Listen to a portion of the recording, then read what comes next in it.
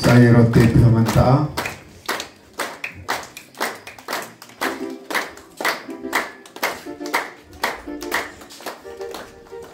Saya Syama berkapsis nih boda dua kayu saya hidup besen Syama saya tidak sebenarnya semangat kuali saya tidak buat teh.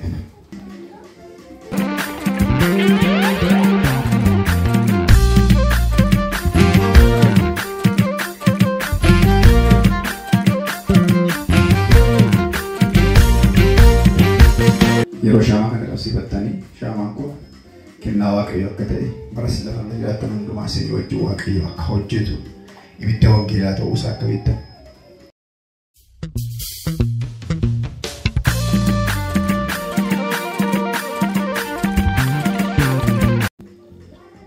Ibidda wangeelaa kana harkaa akka hin dhaamsine kennaa Waaqayyo isinitti kennate iddoo aarsaa Waaqayyo irra isin dhaabe iddoo Waaqayyo gooftaa guyyaa irraa kana kennaa godhee isa abboonni keessan dhiigaan irra dhaabachaa turan isin immoo wayyaa adii uffattanii akka irra dhaabattan isin godhe kanaaf amanamtanii akka isin dhaabattaniif Shaamaan kun milikkita kennaa Waaqayyooti.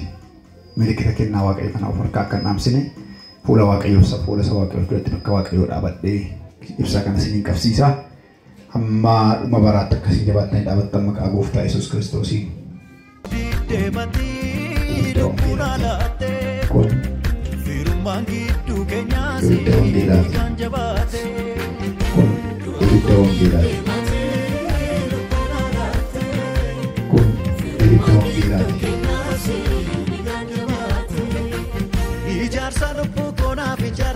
Kun ibidda wangeelaati.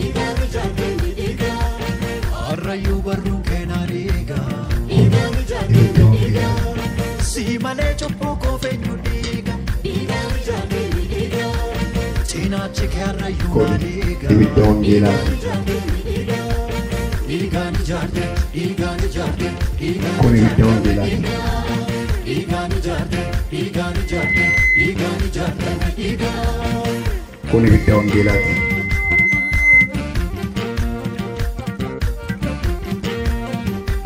Kun ibidda wangeelaati.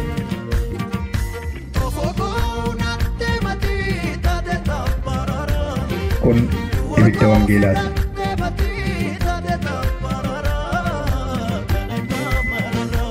Kun ibidda wangeelaati. Dubbii Waaqayyo kee addoo kana dubbiseen walii wajjin xiqqoo ishee isinii kadhadhaa. Wantoota kana wajjin isinii kadhanna akka isinitti qabne.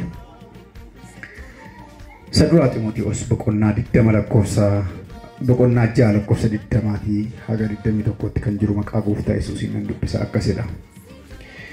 Yaa Ximootiyoos wanta adaraasitti kenname jabeessii eegi. Dubbii midhaan hin qabne isa wanta qulqullaa'aadhaan mormu irraa wanta sobaa isaa beekumsa jedhamee dhugaadhaan mormu irraas fagaadhu. Namoonni gar tokko beekumsa isa jedhame kana arganneerra jedhanii himu. Isaan garuu isa karaa amantii akeekkatan dhabaniiru. Ayyaanni Waaqayyoo isinii wajjin haa ta'u. Ameen. Phaawulos Ximootiyoosiif dhaamsa gara dhumaarra jiru kana dhaama. Ergaa isaa lammaffaa osoo hin barreessinii fi isuma tokkoffaa dhumarra gaafa ga'e wanta adaraasitti kenname kana jabeessii eegedha. Kan sitti kenne Waaqayyoo kan eegusi. Jabeessii eegi. Iddoon aarsaa Waaqayyoo iddoo aarsaa salphaa miti.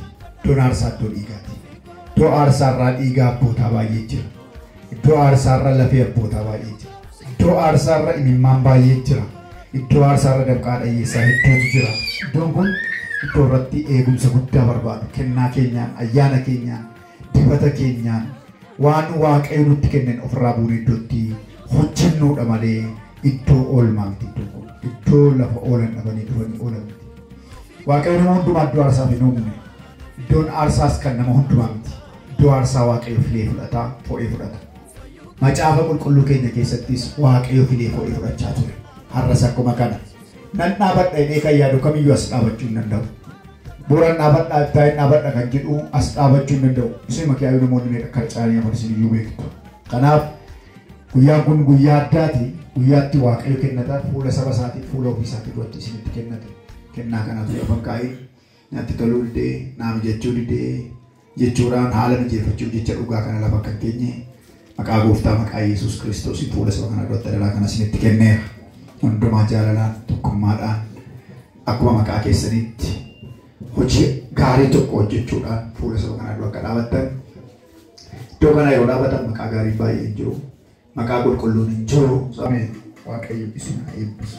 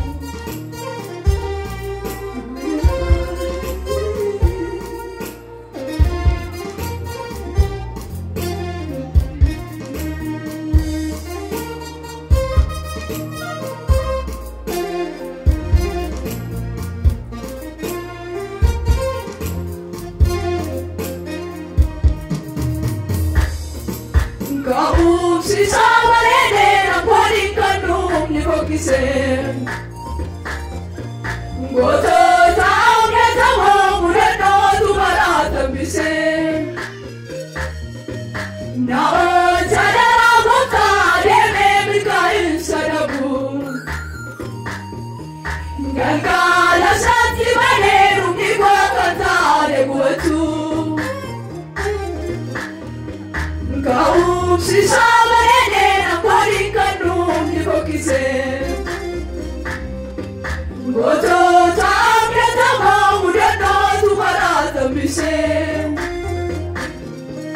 Na o chadara gopta deme brikai sadabu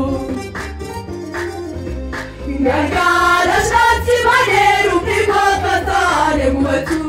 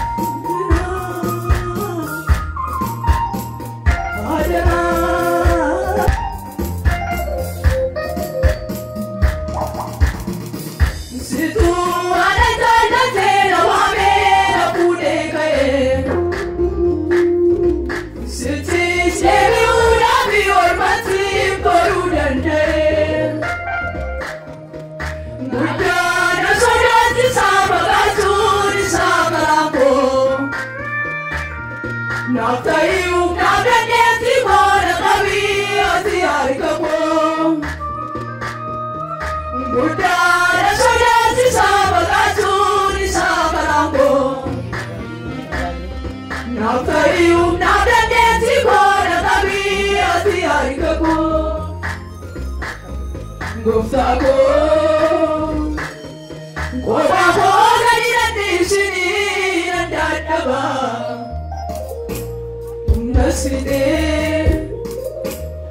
Ademu, Navade, Kanabio, Sitari Kakaba, Goftago, Gobago, Nishini, and Dadaba, Naside.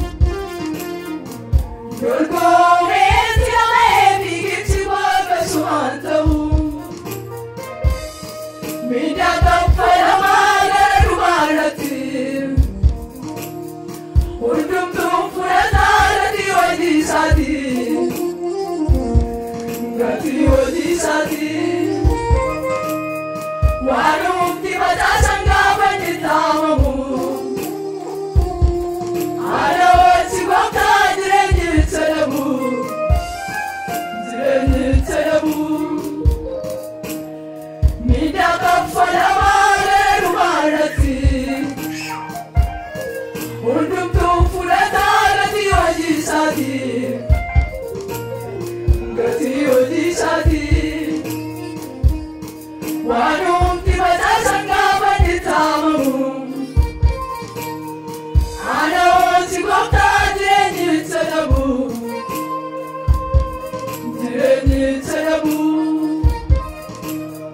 mida kafala mala rumarati undum tu furata di odi sadi wanum ki bata sanga banitamu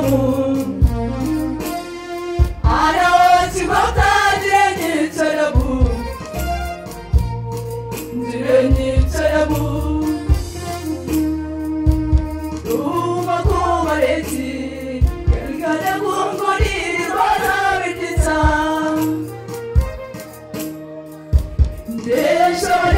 Come